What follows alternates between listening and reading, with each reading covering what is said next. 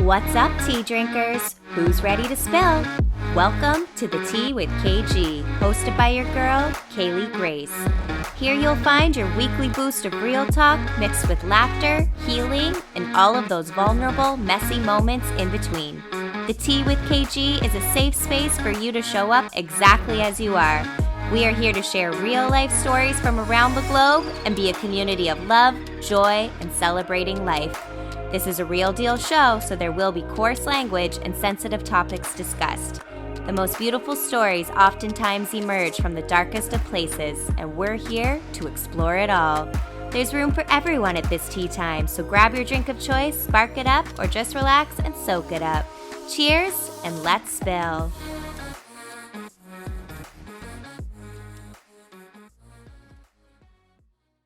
What's up, tea drinkers? We are back with another episode of The Tea with KG. I am your host, Kaylee Grace, and we have another amazing guest joining us this week. I'm so excited to have her with us. We have the beautiful Britt Tozer here. Yay! Cute little wave. I'm so excited to have you. It's so great to connect. Brittany and I have known each other, my God, since we were like kids. We went to the same school, small town, East Coast small town. So the place where you know everyone and who they're related to. Exactly. All too well. Yep. And it's so funny because like we're both from the same small town and we both have ended up here in beautiful Vancouver. And it's funny too because this girl, we'll get into her story, but she's a traveler as well. And when we were in our 20s, like we both have lived in foreign countries, and it's just interesting because like I picked Australia, but I was between Australia and Ireland. And it's so funny because Brittany picked Ireland, but have you lived in Australia too? I know you've been there, but I've been there, but I was between Australia, New Zealand, and Ireland, and then we both went to Dal in Halifax, and we just have lived like parallel lives in some way. You know, it's so interesting. Totally. I love the parallel lives, and it's so weird because it's just like there's just so much, and it's amazing. So I guess we'll get started with the who are you and what do you do? Well, I do a lot of things. My name's Britt Tozer. Like Kaylee said, I'm originally from just outside of Miramichi, New Brunswick, in a little tiny place called the Southwest. Woo woo. Born and raised, and I moved out of there very quickly after. And now I'm living in Vancouver, BC, and I do multiple things. So I am a customer service agent for a global company, but I also am a copywriter for a very small company that I run with my friend called Ellen Fines, and we do content creation for various companies through like their Instagram, LinkedIn, Twitter, all of those fun things. So she does the product photography side of it, and I do the copywriting. So just the Instagram captions and blogs and all that kind of stuff. Nice. And then I'm also a burlesque dancer, and a makeup artist. So yeah, I do my a God. lot of things. I like that. Yes, that multifaceted. I love that. Yes, because like when you first moved out here, you went to the school for makeup, right? I went to Blanche McDonald for makeup, and I was working in film for a short time. No like big, huge films by any means. I was definitely doing Hallmarks and commercials. But I love it. Really fun. Yeah, it was those cheesy Hallmark movies my grandparents loved to watch. So yes. Yeah, I was doing makeup for them, and I was doing makeup for commercials as well. Cool. And it was just really cool. It was a cool scene to be in. Very long hours, like 15, 16-hour days. Good pay.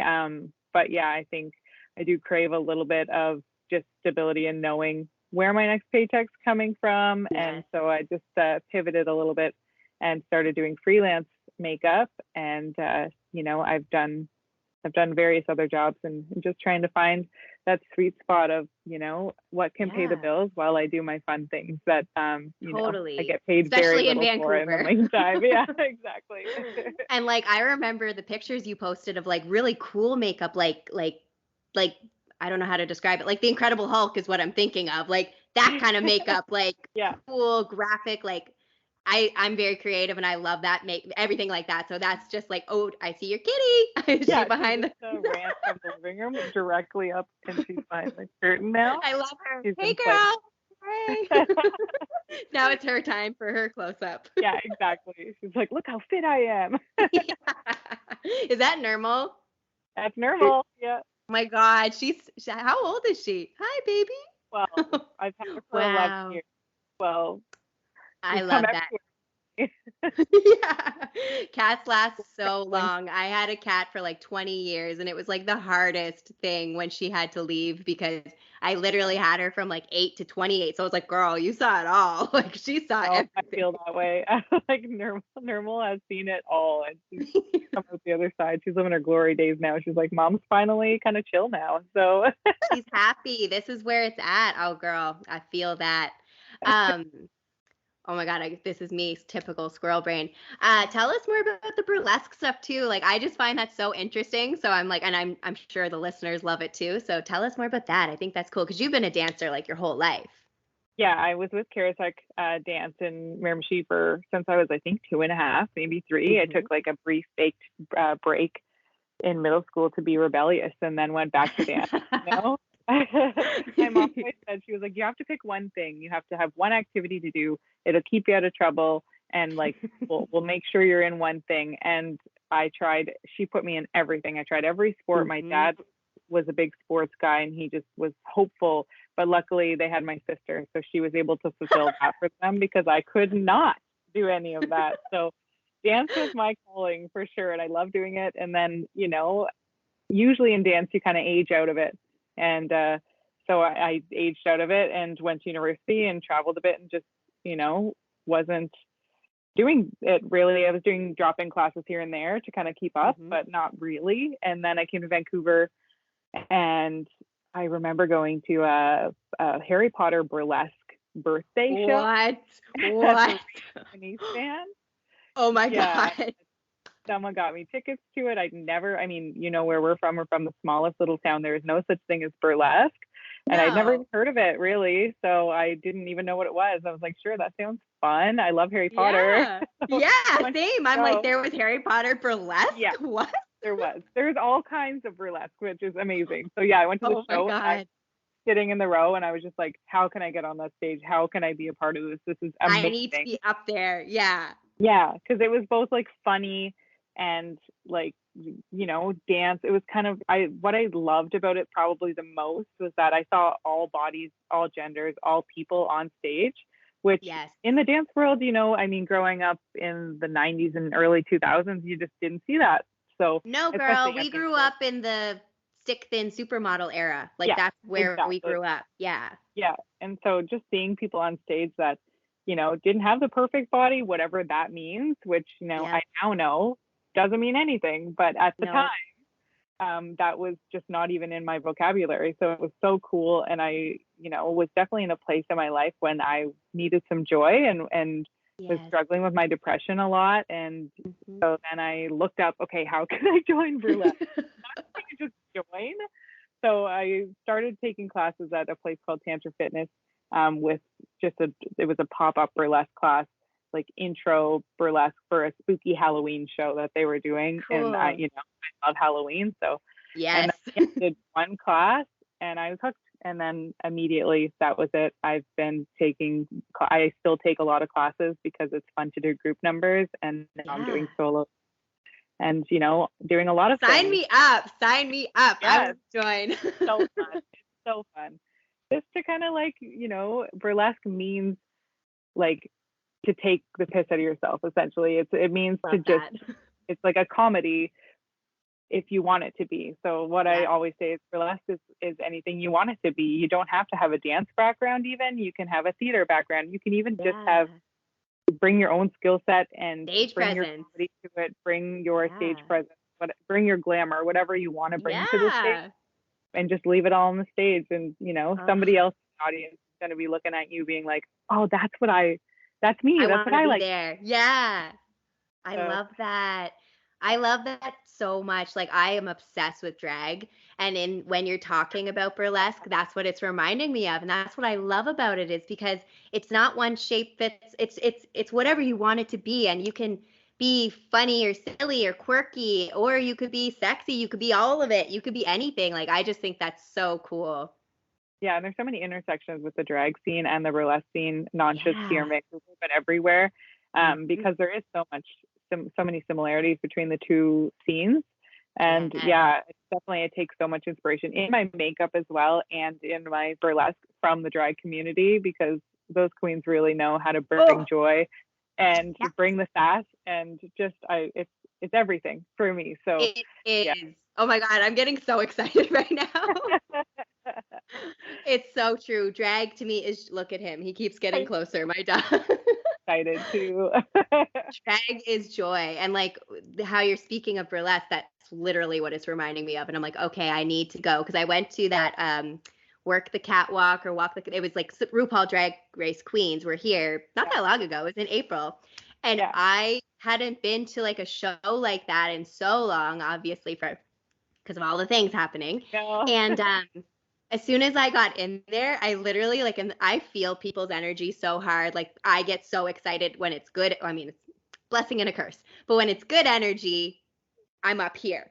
And it was the best fucking energy. Like you could, even my friend, she'd never watched drag. I thought she did. She didn't. And she's like, this is the best energy I've ever been around. I'm like, I know. It's because it's all love. Like, that's it. Yeah, that was kind of something that there's a big pride parade here every year. And my partner said when we were standing in the pride parade one year, he's like, you literally can't be sad at a pride parade or around drag queens. You just can't be. You're right. It's so true. It's so true. And like everyone needs the joy of drag, burlesque, all of that, because it's just joy. And that's what we need in this world.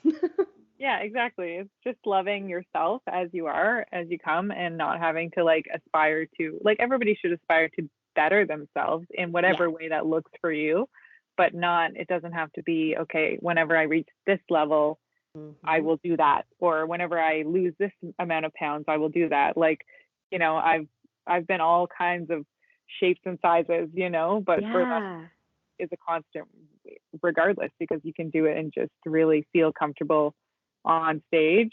And if you're not ready to go on stage, whatever, you can just watch people that look like you on stage and feel better about yourself in turn, you know. And I hope to bring that whenever I step on stage for other people, because I know that helped me in my journey, is just being people not care about, you know, what other people might feel is a problem area or a problem in their lives. Like, you know, just leave it all on the stage. It doesn't matter. I love that.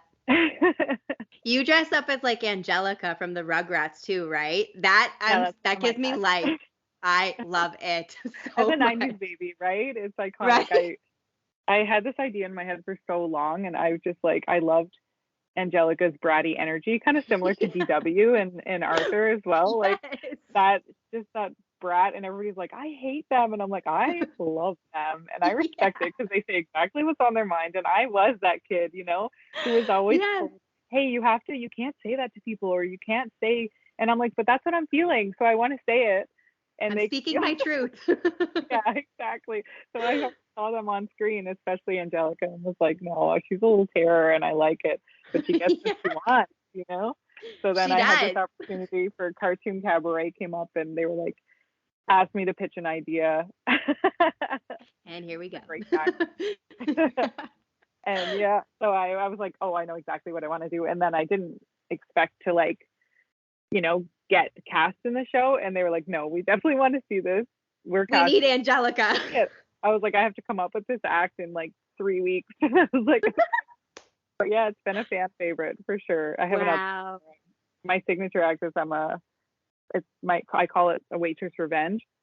And, you know, I've worked in the service industry for, I think, 12, 13 years now. And so, yeah, this is like, it was very cathartic routine for me. It's my favorite one to perform, because I'm dressed up kind of like a Hooters waitress inspired. Love it. And just essentially giving all of that bad energy back to my customers, and just getting everybody. And yeah, so it's a lot of fun. I take my God. Clearly. And what's your burlesque name? And also, how did you come up with it?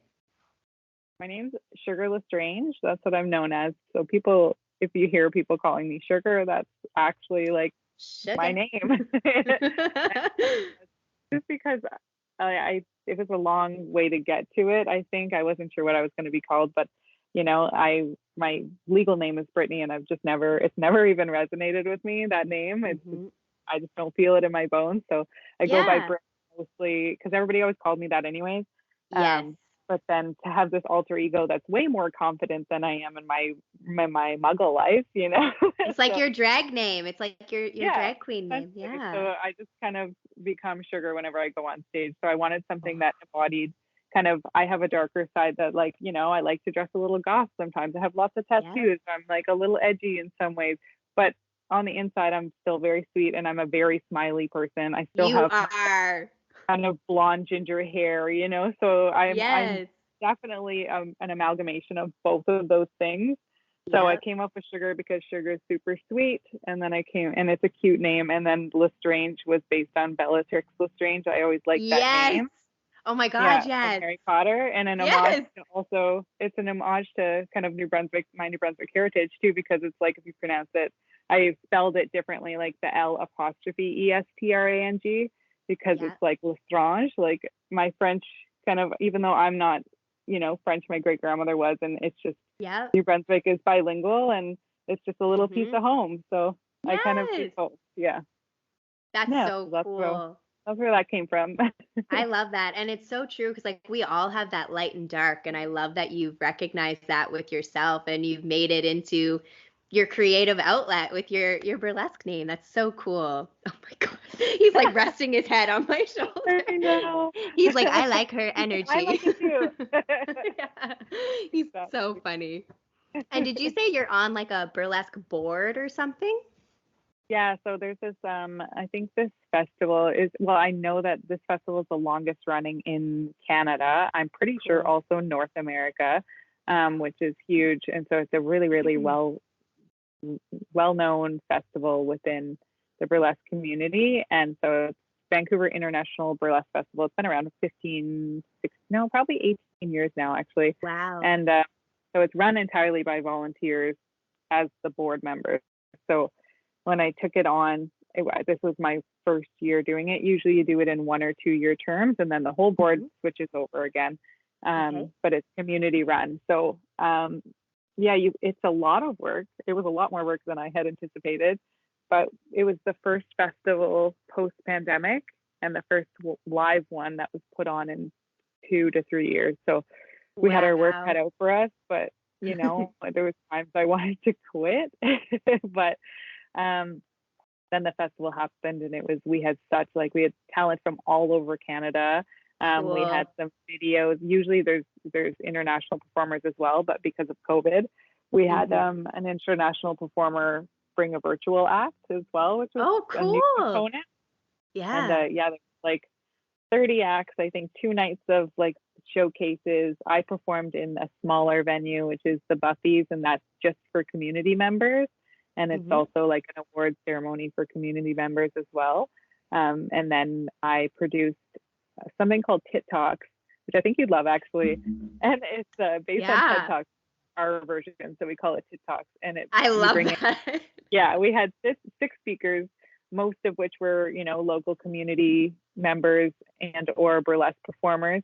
And they just spoke from their experience. So told maybe like a 10-minute story, or kind of gave tips on some kind of topic that was important to them. So we had Rainbow Glitz, who is an Indigenous performer, talk about decolonization, and they called it the basic D of decolonization. So it was great. Then we had our legend, who's like a 70-plus-year-old lady named Judah Stein, who has been, you know, stripping and burlesquing since the 70s, and she told us about growing up. I need to meet this woman. Yeah, she was iconic. Like she was amazing. So she lives in Nelson, BC now, and she's just like this huge legend who's performed all throughout the States. And yeah, it was crazy. So it was cool. We pulled it off. That's amazing. And it's cool because, like, again, I don't know I know what burlesque is. I love watch it, but I've never, I didn't know all of this went with it. So I think that's like a really cool little backstage pass look. Like there's a lot more that goes to this stuff than I think people realize. Yeah. There's like, you know, it takes a lot to put on shows, and, you know, a lot of us are just regular people that have day jobs as well. And it's cool to create, you know, we're trying to create more safe spaces so that people of color and Indigenous performers and Black performers can all feel safe in the same spaces. For a long time, it was just white, thin faces that we saw. And so it's nice to really try to put in the work now, to kind of catch up with the world and not just, talk about it, but actually listen to what BIPOC performers are saying and what they need and try to implement that. And, we trip up on the way, but we just keep going and we keep trying. It's a learning curve, right? But like, oh, that's so good. I love that when you were saying like the safe space. I think that's just so, so, so important. Yeah, exactly. Especially, in this climate, we just want to make sure that especially for creatives, so many people in different creative communities come from, marginalized communities, or they're trans, or they're queer or gay or BIPOC. And, a lot of us are coming together in a community, and we want to make sure that we're always checking to make sure that we're not adding to a problem, that we're becoming a solution and coming together, and we're always stronger together, than we are apart, no matter what the world looks like these days. I love that. That gave me goosebumps. I was like, yes, girl.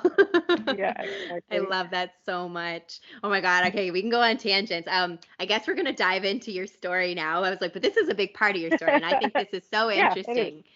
So I guess you can speak from the heart, but like, how did you get to where you're at now? I know you have a long story, and I think that you just have such really cool things you could share with us. So whatever speaks to you. I don't want to bore everyone for too long because it is a very long and winding road, But, I guess, coming from a super small town, I think there's a few things that were like pivotal in moving forward in a different direction than most people, traditionally do, because I'm definitely living a different life than most people from where we're from do.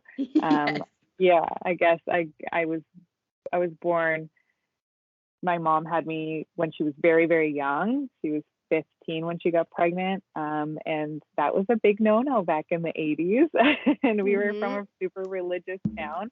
My family was just very about to say that. Yeah, so it was a huge deal. But one of my favorite stories that my mom always told me was like, my grandparents were not happy and pretty nervous. And then when I came out with red hair, like my grandmother, my grandfather said, "Oh, we're gonna be okay."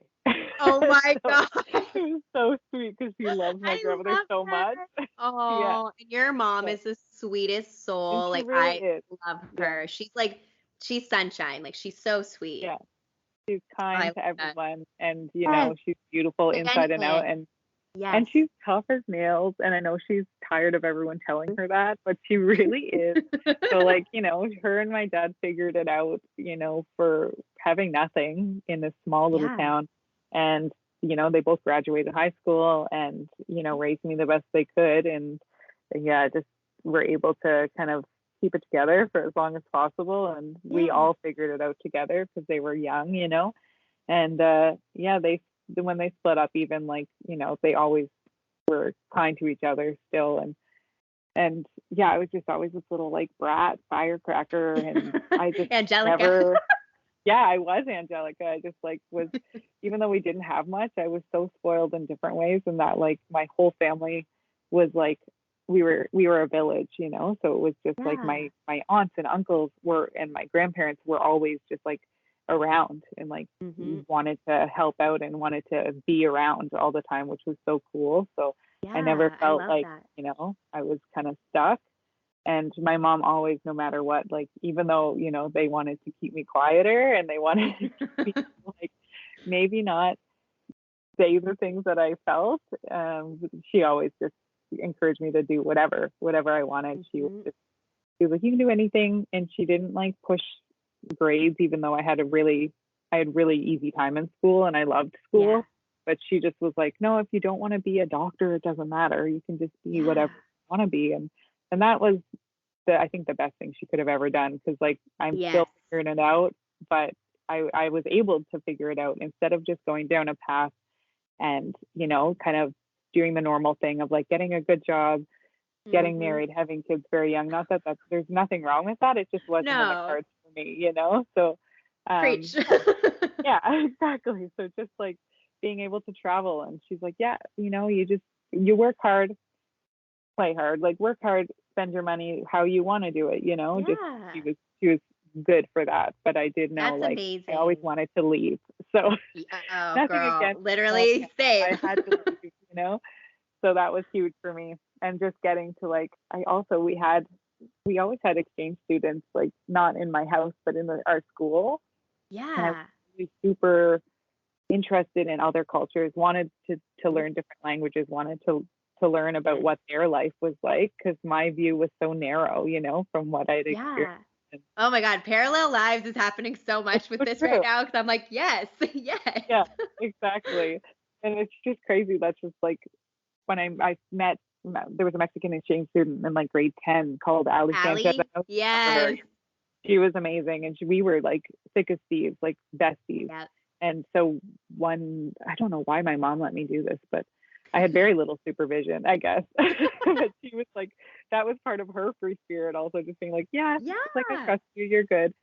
But And also, so I she think let me. that's important for It parents is. to let your kids have that because you can't make your kids be anything they're not, you know?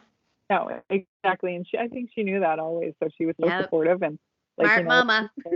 yeah, we laugh about it to this day. We're like, why did you let me go to Mexico? I was 15. Like, Yeah. and So you so, went to yeah, Mexico with Allie? for a summer to Yes. live with Allie for the whole summer. And mom was just like, yeah, sure. Like, go. I was like, okay.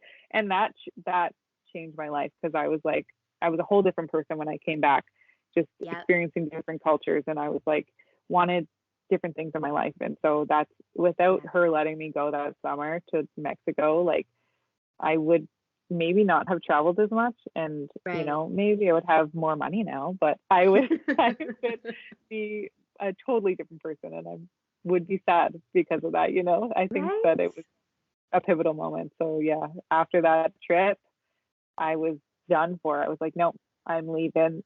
Yep, I totally feel that. Like, I feel like, yeah, if I didn't go do travel and wasn't so free spirit, la la la, sure, I might have more money in my bank, but I'm like, the experience I got and the people I Yeah, met, and like you said, the culture you experience, that is priceless. Like, you can't replace that kind of stuff. Like, no, I you love just it. can't. Experiences over things always for Yes, me. Like, me too. so yeah, Hmm. that was that's huge. Just the more countries I can see, the more people I can meet, the better. For like kind of Right? even though I'm an introverted extrovert, I guess, but I yeah, feel like I'm an ambivert. Like, I'm both. I need to recharge, but I'm very, yeah, like, outgoing too. So I feel you there. yeah, it's true. Yep. It's true. Yeah. So yeah, I guess, and then I went to university. It was always important to me, like even though I think mom would have been fine either way, but it was so important to me to have a university degree, because nobody else in my family had gotten that opportunity, and I had good grades. Yeah. So, and I love Yeah. learning. If it were free, honestly, I would be a lifelong student. I would be in Yes. university forever. I loved it. I had a great time. I went to Dal for 2 years, and then I Hmm. transferred over to UPEI, and that was such a good school as well. Yeah. And yeah, so I graduated with a history degree and an English degree, and obviously haven't used it, but it's given me so many skills in different ways. And honestly, I'm really happy I did it, because it does help me get jobs as well Yes. at a different price point. So whenever I need to fall back on different things, like I Hmm. do have that. So no regrets in that way, I guess. No, and being like when you do your writing English, that helps, right? Yeah, definitely. And like, just having a historical knowledge of things, it gives me a My different. boyfriend and you would have so much. He's very into history. He loves it. You guys Yeah, would have great conversation. yeah, definitely. Because anytime I meet another history buff, I'm like, oh, Yes. because You're like, everybody else "Ooh." likes news. And I'm like, war. I love it. I love it. So yeah, and yeah, during university, my dad passed away very suddenly in a car accident, and he had a stroke when he was driving. And he was Oh only my God. 39, so that was crazy. Wow. And I didn't have the best relationship with him at the time, so it was pretty crazy to like have him taken away so Hmm. suddenly with so many open ends. Yeah. So I came back and I stayed home for a month, and then after that month, went back to university, and you just go on with your life. Yeah. I don't think it really fully hit me for like till 6 months later. So I always tell somebody whenever something really fucked up happens, I'm like, you Hmm. know, you're in shock, you're on autopilot, and that's, Yes. I'm thankful for that because it gets you through, and that's your Yeah. body's response to taking care of you. It's like, no, we just Oh. shut her down. We gotta Nothing get else. Yeah. yeah, It's funny you say exactly. that because my last guest, Amy, that was our topic because she has had significant loss in her life. She's lost like her grandparents who were like second parents, her mother, and it was all in a really short time frame. And that's exactly what she said. She's like, for like a year, it felt like autopilot, like, because you're in that You're like, shock. why am I So, okay? yeah. But you're not Yeah. at all, you're making these crazy decisions. And I was in a very abusive relationship at the time, and that Yeah. kind of escalated everything. Of And I, course. Of course. was I just felt out of control kind of thing at the Mm. 6-month mark. Just the Oh, wheels fell off, yeah. My And heart is hurting because, again, parallel lives. I've also been in yeah, that abusive relationship, and that can be so challenging all on its own. But then adding a loss like that in, it just like, girl, you're the warrior woman here too. You and your mom, two strong ladies. yeah, yeah, it's true. And just it's wild to know like what you kind of go through, and you're just like, how did I?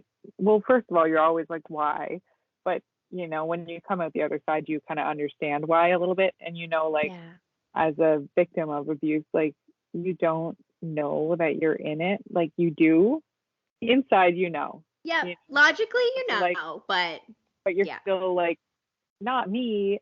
I'm too smart. Like, not me. I can't be. Oh, yeah. But Did you struggle with the like I was always like that would never happen to me and then yeah, it does. And it's like yeah, it almost like I felt weird about it. Like I felt kind of like weak. I don't know if that's the right word, but like yeah. I And just that was felt like before the how did diagnosis. I Yeah, Yeah. I used to cry in the car, and I would be like screaming at myself, like, you're weak. Like, why are you here? You know better. Like, and you just Yeah. it's manipulation that happens over time. It doesn't happen You're in overnight. my brain. Yeah. It's So, and they know what to say. They know how to like reel you back in. Like, yeah, yeah. exactly. So something blows up, something really bad happens, and then, you're out the door, and Yep. then they're like, something happens, and they're crying, and everything's going to change. And Hmm. you know what? If anybody is going through it, I'm just going to tell you, they're not going to change. And it's No. heartbreaking. It's heartbreaking, but you take that opportunity because it took me 7 years. And then, Yeah. yeah, going through everything with dad too. And I was just like, in my body, I was like, I should be able to grieve right now and not focused on, this person Hmm. going out and doing all these things to me as well. Like, I should have more time. Whereas I was told, okay, enough time, get over it. And I was He like, said that to you? yeah, after I moved back after 1 month Oh to my God. PGI. Oh my God. Yeah. Um, I'm like, hmm. it's like you're just a shell of a human. So you're just like, okay, sure. Yeah. It's just not, Yeah. it wasn't right. So, I think in my head I was like, now hindsight is 2020 obviously, but now I'm like, I look back at some of the things that I chose to do to kind of, I don't think I was even consciously doing that to get myself out of that situation, but Hmm. then a bunch of other things that I chose to do happened to kind of help get me out of It that situation. navigated you there. Yeah, because I was like, my next thing was like, okay, I graduated university. And I was like, what's next? So, I moved back home for probably 3 months just to save money. And I Yep. moved to Ireland. I was like, okay, surely I'm going to move to Ireland, and that'll end this terrible It'll be relationship, okay. and Yeah. I'll go and it'll be great.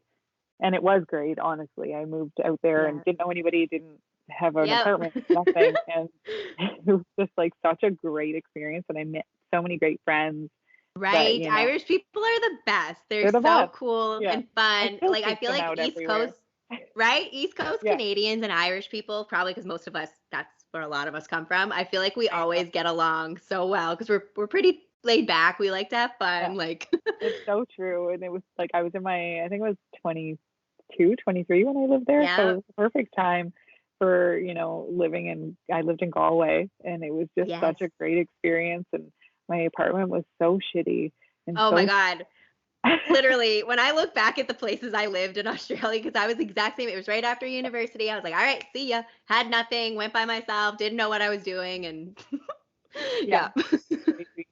So, but it was like I have some of the best times. Like my sister and I laugh still, and Jody, who you were friends with as well, Yes. she's still my best friend. Like growing up, we were so tight.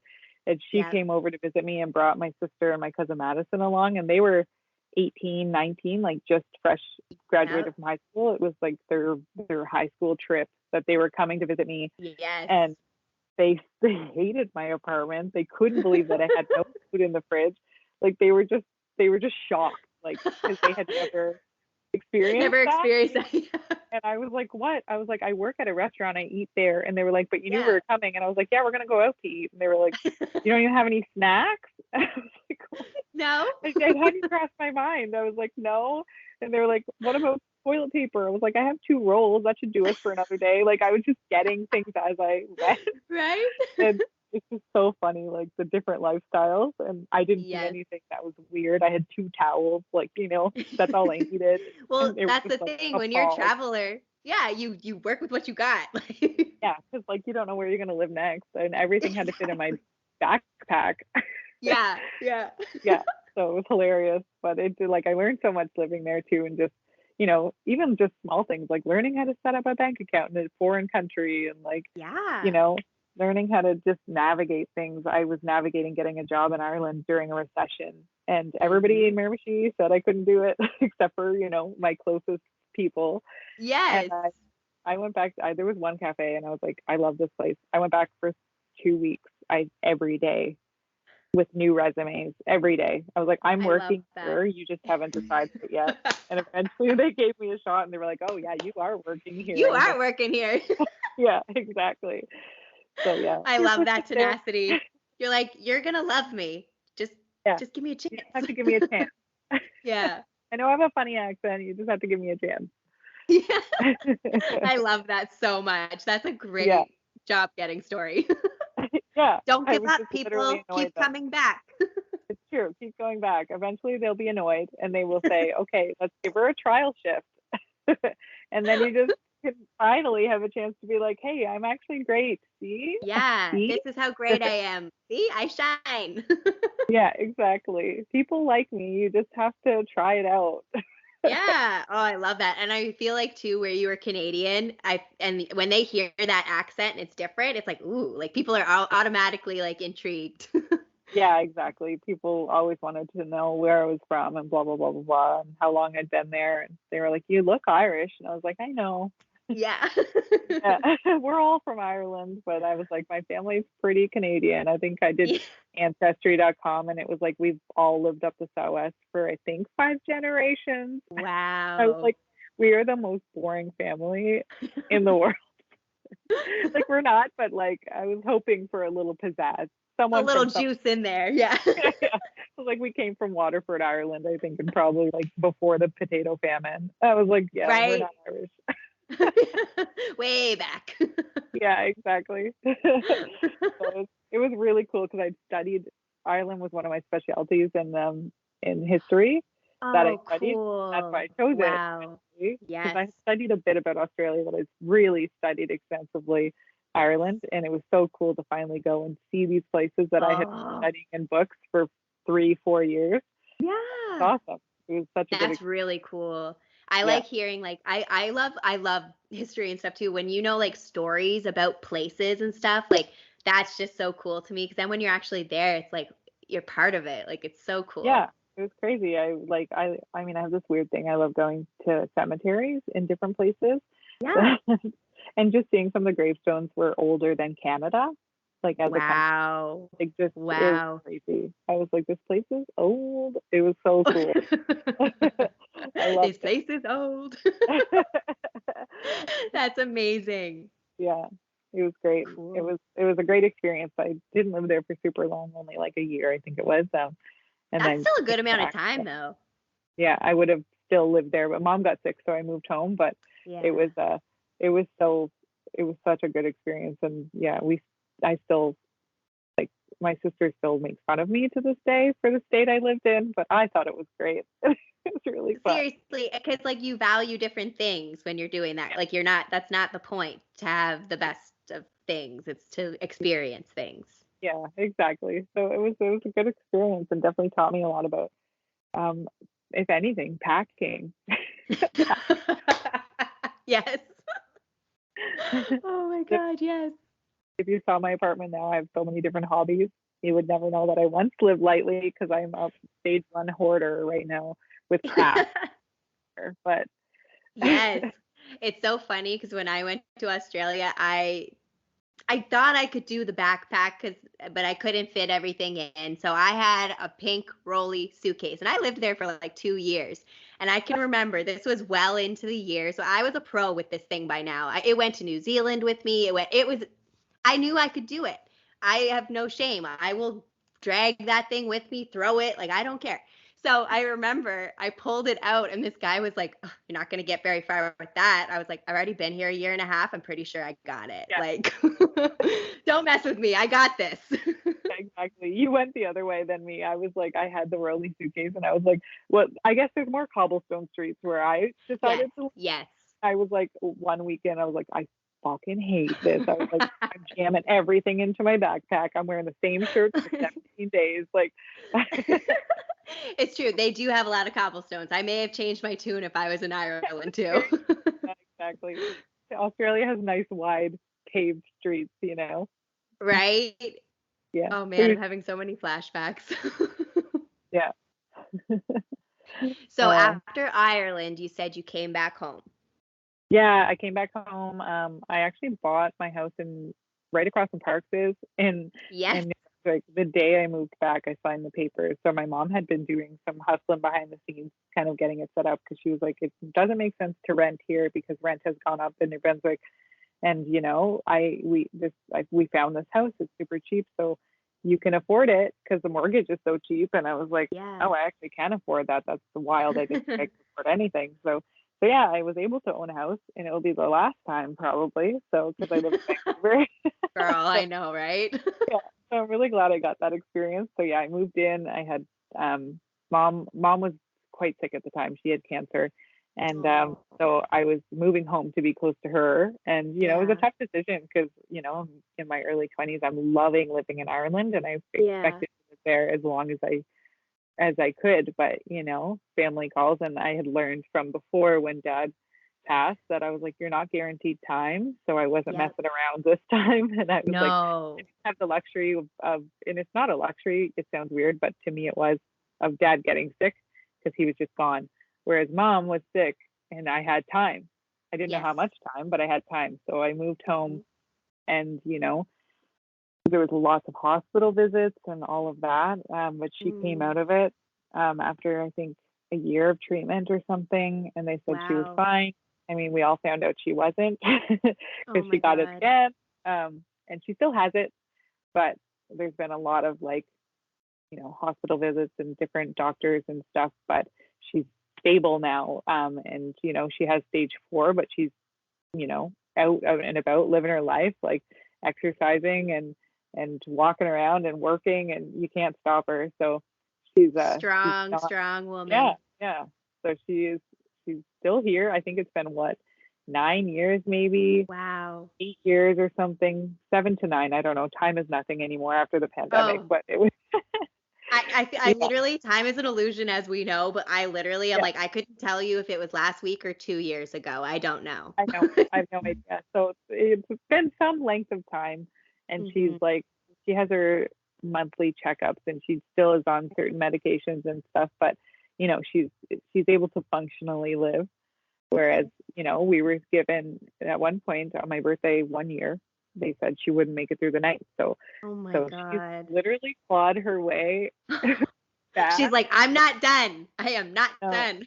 No, she's an inspiration to us all. So I'm so thankful to still have her. So, I did my time trying to take care of her as best I could, or be there at least. Mom's going to take care of herself, but to be there with her and for her when I was at home. And living at home was actually meant to happen, I think, because I met my friend Tiffany Mitten, who's like such an inspiration to me. She's a nurse at home, and she had survived an abusive relationship as well, and she just kind of started taking me to the gym, lifting up my spirits, giving she was your little light. Yeah, she was like giving me confidence giving other people compliments, and I just saw how she moved about in the world, and like she would never say, you need to do this. She would always just be like, this is what I did. And like I didn't know I was in an abusive relationship. I knew, but I hadn't said it to anyone. You know, nobody else knew. It was just me. But Tiff knew, and one day she could see it. Yeah, so she kind of was building up my confidence over the time, and then one day I just said, "Get out," and that was it. I was like, "Good for you!" Oh, yes. So after having my mom been sick, my dad passed away, living in Ireland, all of that, he was still around and couldn't get rid of him. And one day I forget, it was actually it's actually a funny story, and you can take it out if you want because trigger warning. But oh no, this is the real. We talk about it all, so let's hear it. It was a pretty wild story. We woke up and my ex had he needed routine, but he didn't have a job, and my mom's ex-husband was giving him work in construction, the odd job here and there, but he would get a call in the morning not knowing he'd have to work, and that would throw his whole day. So he got up, and to go to construction, for some reason he had to iron his clothes. To go to construction. Red flag. To go work construction. He's ironing his clothes, and he expected me to do it for him, and I was like, no, I'm going to the gym with Tiff. So I was getting ready in the gym, and I could just hear him getting more and more mad out in the living room, and I was like in the bathroom, and I was telling myself, like, I'm looking in the mirror, I'm doing my makeup to go to the gym. That's another story.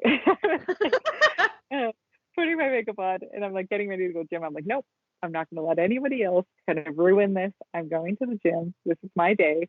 I'm gonna control this day.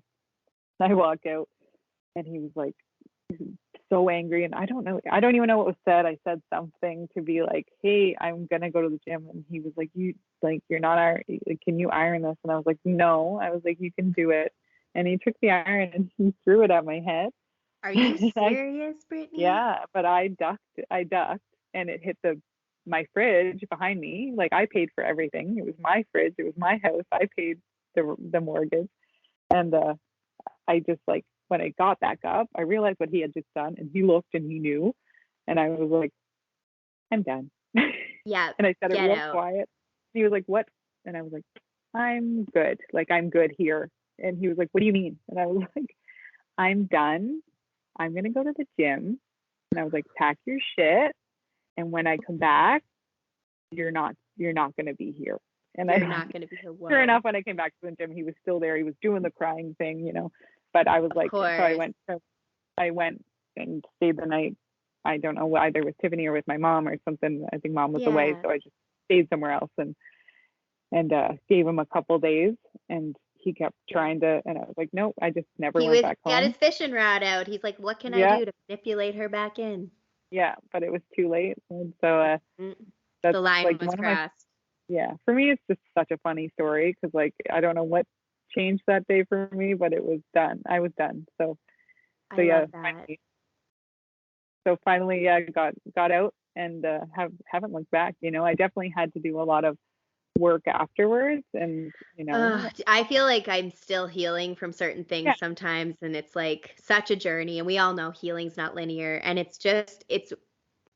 say this is, again, it sounds morbid maybe to say, but I was like, the bruises healed a lot faster than my brain did. Yeah, definitely. Yeah. It's true. Because I was so excited to be out, and he left, and I was I felt so confident. So I lost weight, and I went to the gym and felt really good. And it wasn't until I think it was a year later or something that I got into a different relationship that was much better. But I was I had all of these weird tics and things that I didn't know to walk beside somebody I was in a relationship with. I didn't know to not flinch when someone lifts their hand, just little things like that. Little triggers, yeah. And then if somebody leaves to go out, to not worry and be that anxiety. Oh my God, girl. I remember that too. That was a hard one to get over, was that anxiety. Oh my God. That was the one that I think stuck around the longest, Yeah. And unfortunately. So it's definitely been years and years of learning, and, For sure. I think finally I definitely still have lots of like, I still deal with depression and anxiety, but like, Yeah. you know, much more functional in a lot of ways. Yes. And I'm in a very, very functional, happy relationship now. And it's Yay.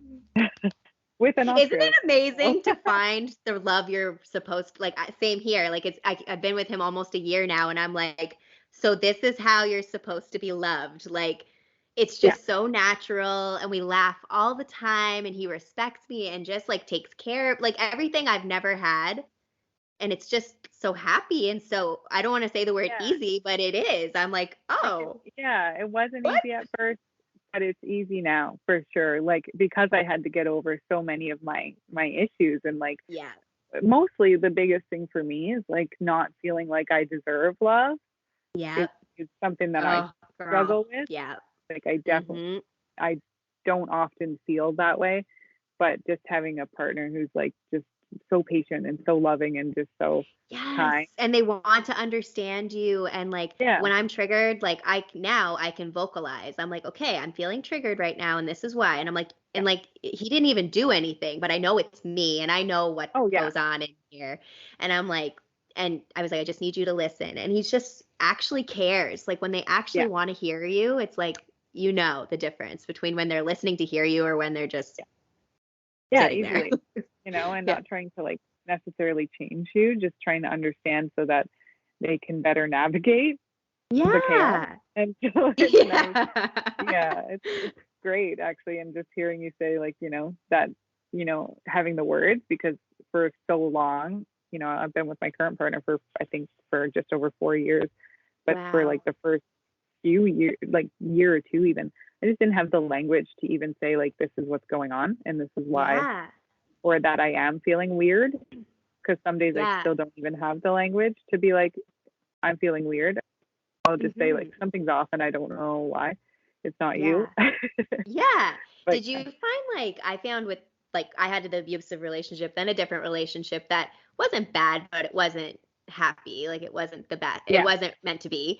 And I found I was still very fresh and working through a lot of the stuff that I didn't really understand. And like, I wear my heart on my sleeve. Like, I feel all the feels. And like, sometimes I would react and I'm like, why am I reacting like this? Like, it was just instantaneous. And then finally realizing, okay, you're dealing with some PTSD, some depression, some anxiety. Like, there's a lot going on here. Yeah, all of that. And like, just some weird cocktail of like, surprise, you're feeling this today. Surprise. I'm like, what are we gonna get today?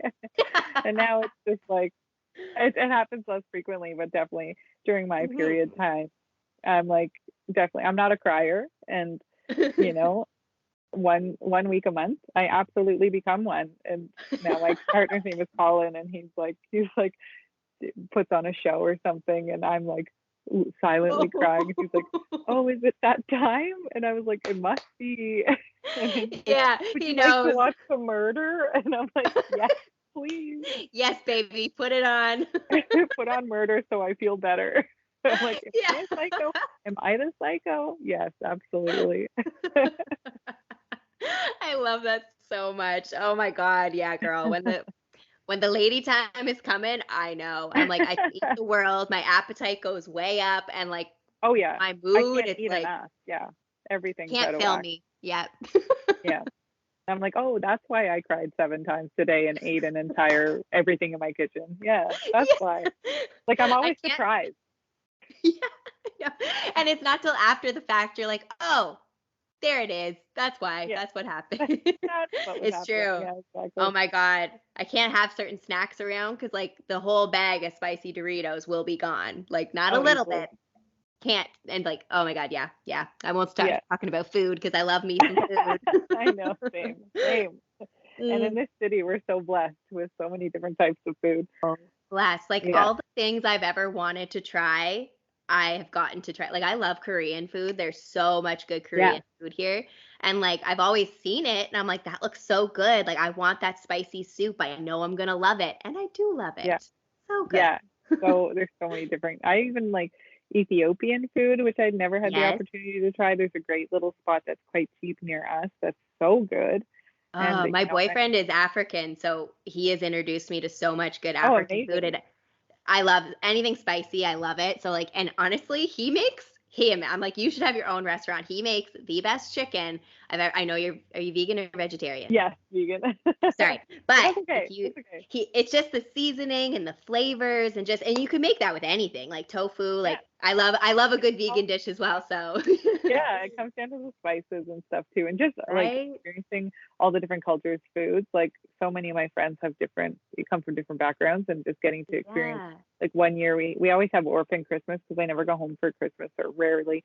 Well, no, I had never gone home for Christmas, but we did one year. There was a bunch of us that worked at the restaurant that I worked in, and we just hosted. We have a small 1-bedroom apartment in East Van, and we hosted like people. Like I think there must have been 15 of us in this little apartment on Christmas, because other people, are from different countries, and we had like Yeah. awesome dishes. So I made my classic like East Coast dish, like potatoes, peas, all this other stuff, and then we Yeah. had like one girl bring her Indian food and like a Taiwanese dish and like some Chinese dishes, different like parts of Canada, like whatever they ate, Yum. stuff. Some girl from Mexico, all of this different stuff. So it was just like the My best. mouth is watering. I'm like, ooh. Yeah. And of course, my Filipino friend just brought well, I think she brought food as well, but I just remember her walking in with a karaoke machine. I was Yeah. like, perfect. This is going to be good. Yeah, exactly. One for the books. Oh, I love that. And Yeah. I'm like, okay, what am I going to eat when we're I done know. this? Actually, I'm drooling now. We all walked around. Right? Everybody had put on my burlesque costumes and headpieces over their clothes. So it's just, we have Polaroids from the night that are so funny. So I love that. yeah, hilarious. That's the best. I'm like, that sounds like my kind of Christmas right there. Yeah, it was fun. It was a good one for sure. Definitely. This year we had COVID, so we did nothing. Oh, right? Oh, he keeps popping in. I love it. Everyone knows on YouTube gets to experience the beautiful puppy here. Yeah, like freaking COVID loves to throw a little wrench in our plans, eh? True. So once you, I'm sure I was like, again, we're both the same squirrel brain. I'm like, what were we talking about? So Yeah. out of the abusive relationship into a different one, but this led into where your partnership is now. And I love that we were talking about how like he can, even though maybe it took a little time to get to where you're at now, he can read you more and like just navigating the rapids of that relationship together. Like I feel like when you're with someone new, there's always that period of like figuring each other out, and especially when you have I say baggage because it's my baggage. I don't know how I want to use that word, but you know what I mean. When you have things that you have to work through, it can be challenging. And like I healed a lot by myself before I entered into this relationship, which is not typical for me, but I needed to because I was so emotionally drained. I was like, I have literally nothing to give to anybody. And yes, you can heal a lot by yourself, but until you're actually with someone and you're vulnerable and you put your wall down, that's when it puts you to the test, because certain things that I deal with rose up within me, but they didn't rise up when I was dating people that I didn't care about. It's when you cared, when you're letting them see you. It's like, okay, this is not the prettiest part of me, but it's part of me. So 100%. It's so true. Like just, I mean, I have a hard time letting anybody like really in. I'm quite open and I'll tell anybody, my story or anything, Yeah. But when it comes to just like how I'm feeling in the moment or like letting anybody do things for truly me or, in. Yeah. Whereas now I feel like I've gone too far the other way where I won't get off the couch for anything. I know, right? Waited on, So, I'm definitely experiencing like a much better, healthier, happier time now, which is so nice, even though, it's not to say that life is easy, because it never is, No. Like with COVID and living in an expensive city and, I'm always trying to figure out what's next and what the next step is. But definitely feel genuinely like all of my crazy experiences have brought me to where I am now, and now is a happy place because I get to do really creative, fun things in a really cool city and with somebody I love. And, I have good friends and my family lives far away, but they're all great. And so it's cool. It's really cool to be in a place that you kind of look back and you're like, oh yeah, I guess I did do some cool things, you know? Yeah. And like, do you feel like you're finally standing in your truth? Like you're actually being who you like, you know what I mean? Because in other relationships, I'm like, I wasn't really myself then. And now I'm like, I am totally and 100% just myself. And it's amazing. Yeah. Yeah. Like, I definitely feel like I'm somebody who always is pretty authentic, pretty much, you know, take me or leave me kind of in Yep. that way. But I definitely am more free to experiment in different things and to do different things than I ever was. And so having that like unwavering support is nice. You know, especially because, you know, I burlesque is a huge part of my life, and it's what I do a lot.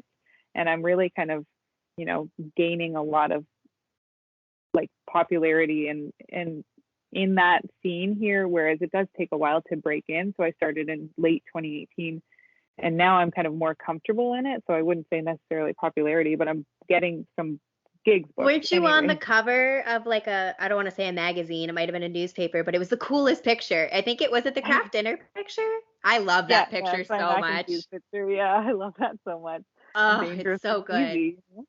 So yeah, that was on the Georgia Straight, which is a local arts newspaper or editorial here, and they interviewed me, and I thought it would just be a little blurb, but then they put me on the cover, and that was so cool. I was like, this is amazing. Yeah, I was so excited. Like, Colin and I looked at it, and we were just like, we picked it up first thing in the morning, and we're like, that's me.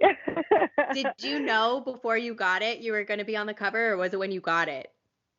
I did know. He said, but I didn't know 100%. So he said to me, I love that picture, and I love this like conversation we've had. I would love to put you on the cover. Can you send me that picture, and we'll send it to our editor or whatever.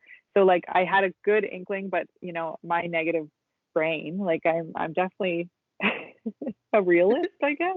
I was just like, there's no way it'll actually get on. So I like to keep my expectations nice and low so that I'm pleasantly surprised when something good happens. So it was just crazy to see it in real life, and it was so cool to see people around the city, like my friends around the city were seeing it in the boxes, and yeah, I was just like, you know, just a little local moment that was fun for me. Oh, it was awesome. Anyone, you need to look at her. We'll tell you her Instagram and stuff at the end, but like, it's the coolest picture. Like, it's so colorful and quirky and fun, and it's sexy, and it's everything. Yeah. So yeah, I guess more to that is just having like a partner that pushes me to always, you know, to do better with my performances. Never misses a performance, you know. It's your number one fan. I love it. Yeah, exactly. It makes me believe that I can do it, and also is comfortable enough with himself where he's like, you know, it's always going to be my body, my rules. But he has a lot of people come up to him and be like, are you okay with your girlfriend or your partner, like, you know, essentially stripping on stage? And, you know, he's like, it's not my body, and I get to see other people's boobs. Yeah. Yeah. So, yeah, exactly. And it's a liberating thing to do, and it's a lot of fun. And that's the thing. It's not meant to be. It's an expression. That's it. And it's a body. I'm like, what is so wrong with a beautiful body? Like, come on. Yeah, it is. It doesn't have to be scandalous. It doesn't have to be this or that. And when I bring people that have never been to a burlesque show before, I think the thing that they say the most is like, I didn't expect it to be so weird and funny. And I was like, yeah, it's so true. Because it's not about it is about, for some acts are very sexy, and it's about being sexy in a different way and entertaining your audience. But it's mostly just about a really fun crowd, getting the people going, and like having a lot of fun, and cool, you know, making fun of yourself and making fun of others in different ways, you know. Yes, and it's all out of love. For like, me, that's what it is. Yeah, I love that you said how it's like weird and stuff. There's, again, I'm going to talk about drag, but everything you say, it always connects for me. Crystal Method, I don't know if you've looked at her or seen her, but she's so weird and quirky. She was on her season, she was like my favorite. I wanted her to win. And one of my favorite things that she's ever said was, I may be misquoting this slightly, but the gist of it was, if people can come to my show, look at what I'm doing on stage and say, what the fuck am I looking at? Then I did it right. Yeah, that's very much a mantra that I live by as well. Like, it's like if I can make somebody laugh and feel slightly excited, then I've done my job. Yeah, my work here is done. Yeah, I want people to feel real confused about how they're feeling. Yeah. I love that. And she was one of the queens that was at this thing in Vancouver. So I was so excited to see her. And like, again, I thought my friend watched Drag Race. That's why I asked her to go. And she's like, yeah, let's go. So, and she didn't say anything. Then when we got there, she was just like, oh, I've never seen it. I was like, what? I was like, what? I was like, Yeah. You've never seen it. And then when she was watching her and Jimbo as well, she was like, she loved it though. She loved it. And I was like, that's the point. It's so weird and amazing. How can you not love it? Like, I know, it's so true. I got to perform with Jimbo at a Christmas show last. Shut up right now. Yeah, all of us in the show say that Jimbo's tits gave us COVID because we after. But it was amazing, and we all got to hang out with, like, after the show, the Rio stayed open for us, and we got to hang out with Scarlett Bobo and Jimbo and their partners. What? And like, oh my god, more. I'm like fangirling. Was there, but yeah, Jimbo was the headliner, and it was so funny. Was so funny. Did he do the baloney act? Because that sends Not that one, because it was a Christmas themed show, so that he had she had the like big boobs. They had, it was the first performance they had busted out the biggest size boobs that she had, and I remember her turning around with her husband had the Red Bull with like the straw and was very much like just letting her sip from it. Turned around and was like, these are the first times these boobs have ever like made the stage in Canada, and they're the biggest ones I've performed with yet. And then off she goes on stage. Oh my god, it was amazing, and the tiniest bikini I've ever. I love her. She had the big boobs for her. I don't know if they were the biggest ones, but all her boobs are big. For her first act, she was very pretty and in like the cutesy little act, and then the next act she did was the baloney act.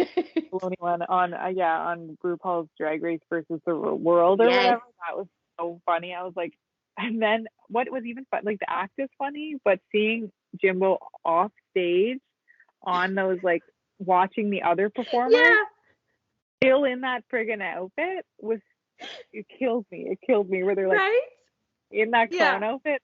Yeah, no, I died. It was so funny. What was so funny about it live is obviously like she did all this same idea as what she did on the show, but in the background on the screen, she had this video. Obviously, she pre-did it, and it was so fucking weird and funny and hilarious. And she just kept going like, shh, and like big eyes with that black makeup. It was so fucking funny. Like with the music, she'd be like, oh my god, it was so good. Chaotic energy. I'm here for it. Oh, for sure. And like, just so funny. And again, living 100% in her truth, and it's so good.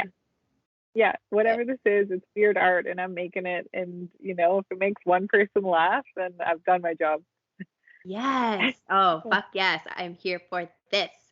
Yeah. Oh my god, this is such a good conversation. I feel like we could just like talk all night about all of the things.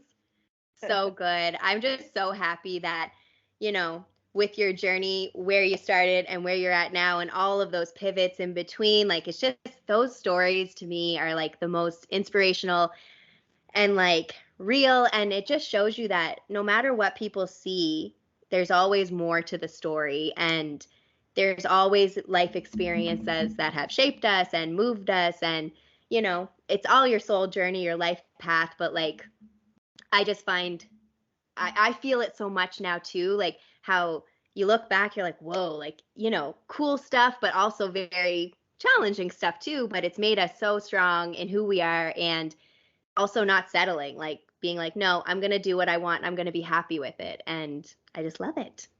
Yeah. It's just about like trusting your gut, because you know what's right, and what doesn't feel right.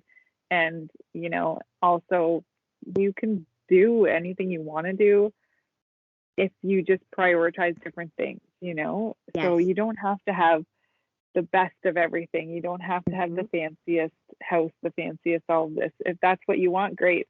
But what you want is to travel and to experience things and to just, make weird art or do something stupid, then you can do that too. You just have to, allocate funds in different ways or prioritize different things, because if you can have it all, great, but you got to start somewhere, and you have to take risks.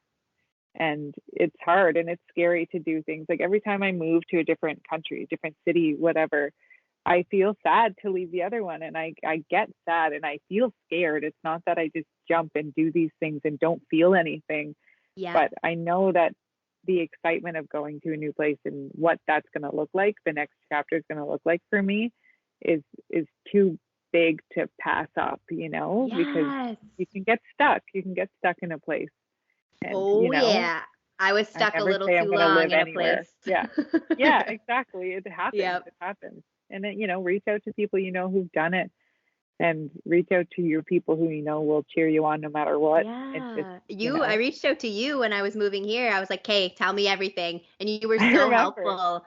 Yeah, you listed all of the things. Like, you gave me so much advice, and like that's just, but from someone like and you trust, it's like that's very special and valuable, Yeah, and like I think we should all be helping each other out as women and just as humans, like give each other advice. We're not each other's competition. We're all on our own path, so it's just showing love or showing fun times to somebody, or showing an experience that this person might not have, is better.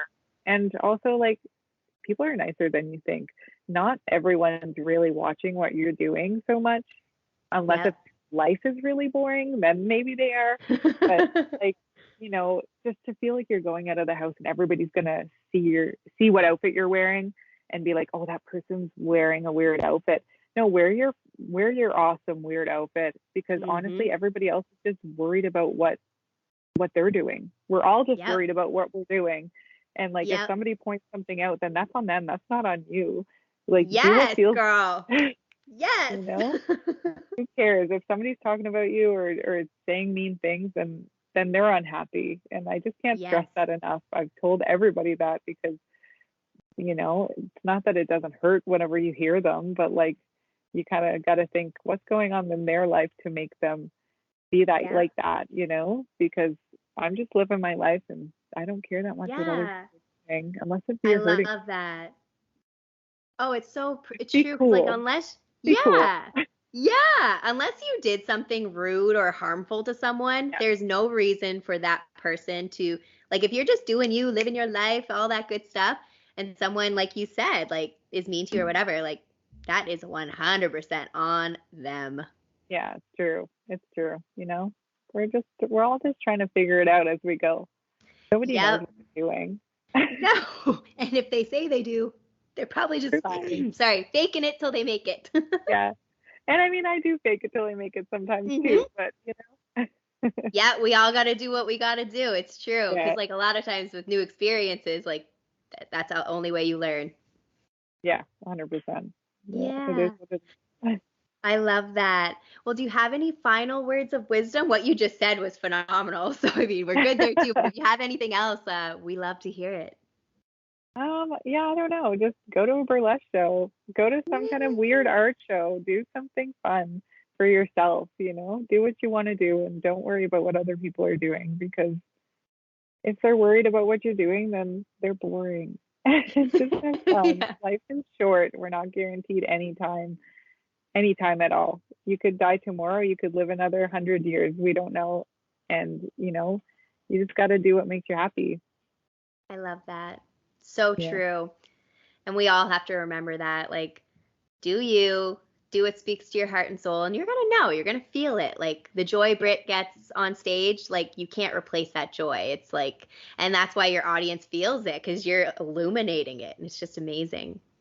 Yeah, it's like often a joke with my community members, like people in the burlesque show, and especially my partner. Like, I had to rein in my facial expressions, because like if I'm trying to be sexy and not doing a funny act, like my face is still like, and it's like this biggest smile, and it's just like, it is what it is. So, is how I feel. If you're smiling really big when you're doing something, I think you're doing something right. So whatever, who cares? Just have some fun. Are there any burlesque shows coming up for anyone listening from Vancouver or surrounding, or is it still a planning phase? Yeah, there's some shows coming up. I'm not in any coming up. I'm in one in June. There's a Vancouver Burlesque company coming up at the end of June. They put on a lot of student shows, which are really fun. There's lots of group acts. Cool. I might be producing a show at Portside, which is an East Coast bar here. We're hoping to do like a burlesque show. Oh, cool. Either for Pride or at the end of June as well. So we'll see what that looks like.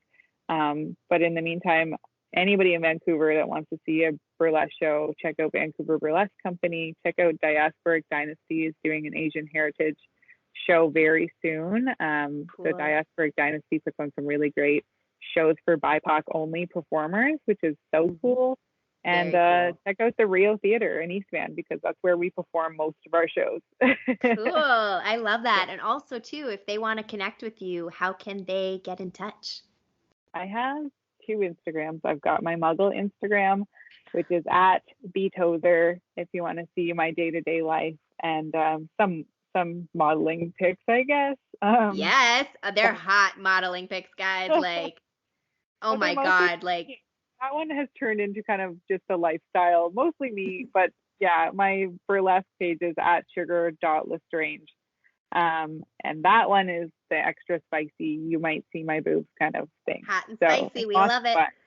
So yeah, those are my Instagrams. And Great. if you're afraid of nudity or if you're afraid of plus size bodies, then don't go. Because you won't like it. They probably wouldn't be listening to this if they felt that way. Yeah, exactly. And also to everyone listening, I will have her Instas tagged on the Instagram post I make. And also if you're watching on YouTube, I'll have everything linked so you can make sure you can check her out. And yeah, you'll be able to reach us no matter what. We'll have it everywhere because our episode is going to be coming out next week. So next Tuesday, everyone can keep an eye out. Oh my God, I'm so happy we did this. Thank you so much again for joining us. Like, this was such a good conversation. So many different things we touched on, and I just loved it. Yeah, thanks so much for having me. It's so cool to like see another Miramichi or Sunny Corner person actually coming to Vancouver. And once again, our worlds collide as always. We always meet at different intersections, and I love to see this. So just the joy you're putting out in the world, and you're so positive and just fun, and you're always been good vibes. So thank you for having me. Good. And I usually do look more glamorous, but it's been a day. Busy day. Yes, we know that one for sure. You're getting me as I come today. That's the way we like it here. That's what we do. Oh, well, thank you so much again. So that's our tea time today, everyone. If you loved Britt and you want to connect with her, we'll have all the IGs linked, and you can check out her amazing photos, model, like they're gorgeous, guys. So you want to check it out. And like I said, too, if you're in Vancouver, she always posts too when there's shows and stuff coming up if you want to check it out. And yeah, I'm wishing everyone love and light as always. And thank you so much for joining us. That's tea time. See you next time.